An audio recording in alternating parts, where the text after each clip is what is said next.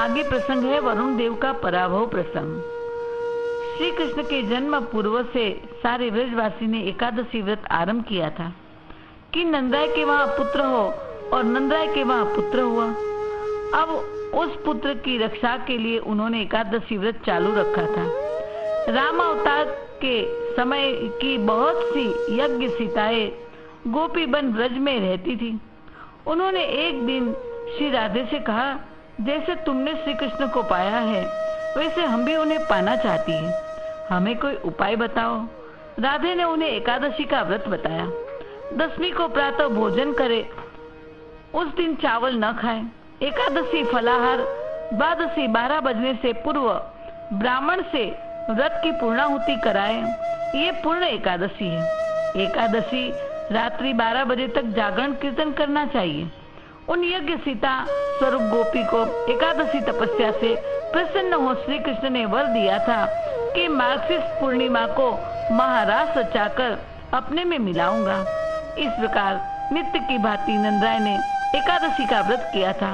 रात्रि देर तक कीर्तन हुआ, फिर सबने शयन किया। नंदराय की आंख ब्रह्म मुहूर्त पूर्व खुल गई। वे समझे ब्रह्म मुहूर्त हो गया, इसीलिए शैया त्याग कर जमुना स्नान को चल दिए। हाँ, द्वादशी लग गई थी, परंतु रात्रि की बेला थी और नंद घाट पर नंदराय स्नान कर रहे थे। जल के देवता वरुण है। वरुण के सेवक वहां पहरा दे रहे थे। उन्होंने सोचा, यह आसुरी बेला में कौन मानव स्नान कर रहा है।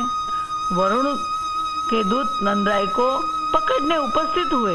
नंदराय वरुण के दूत को देखकर भयभीत हो गए, भागे, परंतु दूतों ने उन्हें पकड़ लिया। इसीलिए उस स्थान का नाम भय गांव हुआ। यह नंद घाट से संलग्न है। वरुण दूत नंदराय को लेकर वरुण लोक आए। वरुण जी ने नंदराय को पहचान लिया कि ये तो परमात्मा श्री कृष्ण के पिता है। उनका स्वागत किया। नंदराय के संग और भी 2-4 लोग थे। वो भागे और जाकर बताया कि नंदराय नहाते नहाते अदृश्य हो गए। नंदराय के अदृश्य होने का समाचार सुन ब्रजवासी बड़े दुखी हो रुदन करने लगे। मैया भी रुदन करने लगी।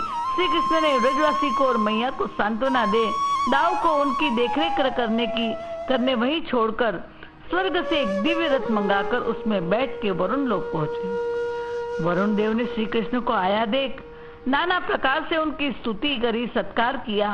उपहार स्वरूप नाना प्रकार के मणि, मुक्ता, रत्नालंकार आदि भेंट कर अपने सेवकों के इस कृत्य के बदले क्षमा मांगी। नंदराय को श्री कृष्ण के हाथों सुपर्द किया।